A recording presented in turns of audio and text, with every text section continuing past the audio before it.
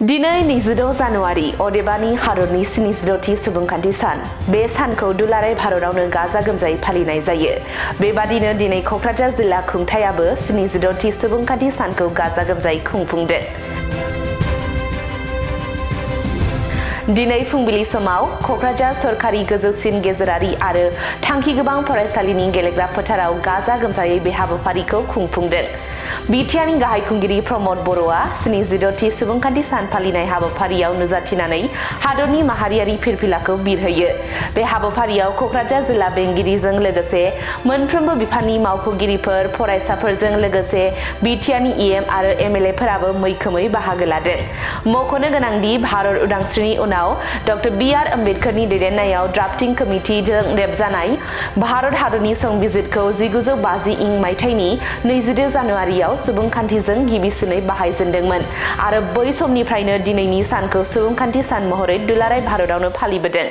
76थि जोंनि जि सुबुंखान्थिनि सान बेखौ दिनै फालिनाय जाबाय आरो बे रिपाब्लिक डेनि जि सेलिब्रेसन क'क्राझाराव जों खालामदों बेनि गेजेरजों जोंनि हादोरनि प्राइम मिनिस्टार नरेन्द्र मदि बिथां लोगोसे हादोरनि प्रेसिडेन्ट जि जोंनि बयनिबो मान होजानाय द्रौपदी मुर्मु बिथां लोगोसे आसामनि रायजो बेंगिरि आसारजि बिथां आरो लोगोसे आसामनि chief minister doctor Himanta Biswa Sharma बिथांमोननो आङो गाहाम हामलायनाय बावदों आरो बिटिसि ओनसोलजों लोगोसे आसाम आरो भारतआव रायजो जानाय गासैबो जोंनि नोगोरारिफोरनो आङो 76थि जोंनि जे रिपाब्लिक डे बिनि गाहाम हामलायनायखौ बावहरदों।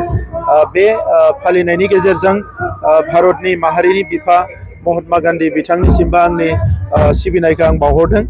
लोगोसे संबिजितखौ गिबिसिन रनसायनानै भारत हादराव बाहायनाय जोंनि दैदेनगिरि बै समनि डक्टर भीमराव आम्बेडकार आरो बिथांनि टीमनिसिम आं साबायखर बावदों। बे समाव आं बड'फा उपेन्द्रनाथ ब्रह्मनिसिमबो साबायखर बावदों जे बिथाङा जोंनि ओनसोलाव जि सोबख'जानाय थगायजानायनिफ्राय उदां खालामनानै संबिजितनि मोन्थायखौ साफ्रोमबो मोननो हानायनि जे बेबस्था एबा बर' माहारिया मोननो हानायनि जे बेबस्था बेखौ खालामनानै दोनलांदों। बेनि थाखाय बिथांनिसिमबो आङो साबायखर बावदों। दिनै भारत हादोरा मुलुगनि मादावनो जौसिन सुबुं दाराखान्थिजों सोलिनाय हादोर होननानै सिनायथि मोनदों आरो मान मोनदों आरो बेवहाय दिनै जोंनि प्रधान मन्त्रि नरेन्द्र मदि बिथाङा अलरेडि बेखौ मादार अफ डेम'क्रेसि होननानै मुलुगनाङैनो बेखौ फोसावनो हादों आरो बयबो गनायदों।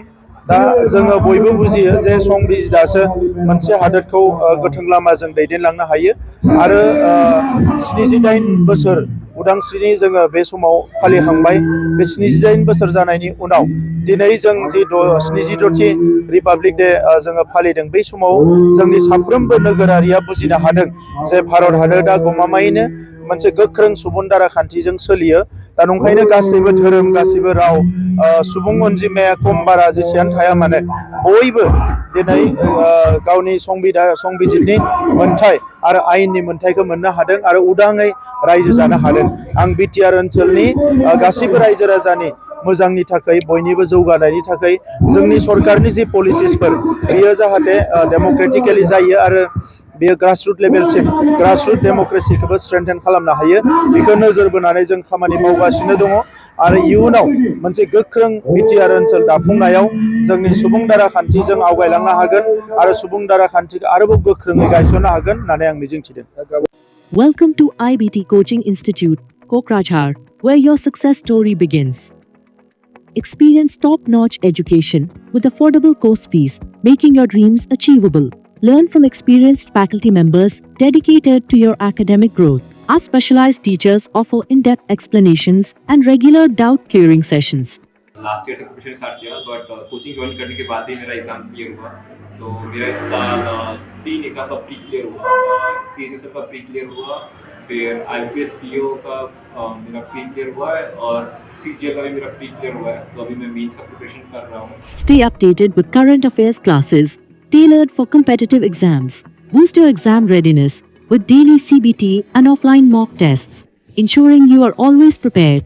Strengthen your knowledge with extensive revision classes. Experience our teaching quality firsthand with a free demo class. I'm Nagadai, Manchpurao, उइकफोरमोन ओमफ्राय दा बाहाय आं एसे थाबसिन जाबाय आरो ओमफ्राय बाहाय CA क्लासबो जायोमोन माने सामफ्राम कारेन्ट एफेयारफोर जानाय वार्ल्डआव मा जानाय इन्डियायाव मा जानाय बेखौ मोनगोन ओमफ्राय रिजनिंफोर इंग्लिश क्लास जाजोबो गासिबो मेरा क्वांट में एक्चुअली ख़राब था, इसलिए मेरा ज़्यादातर एग्जाम्स में क्वालिफाई नहीं कर पा रहा था और कॉन्फिडेंट भी नहीं था। जब से मैंने ज्वाइन किया है तब से मैंने क्वांट पे एक्चुअली अभी मैं क्वांट पे अच्छा हूँ और कर भी पा रहा हूँ, तो अभी कॉन्फिडेंट भी हूँ और फैकल्टीज भी बहुत अच्छे हेल्प करते हैं बहुत। Access all resources and updates through our official app, Make My Exam. Receive comprehensive course materials and monthly magazines at no extra cost.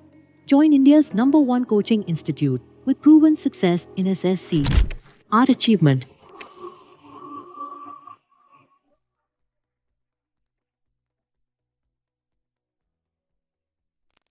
IBT Institute Private Limited, the largest coaching network across India. Your success, our commitment. Enroll now and start your journey to success. Visit or call us today.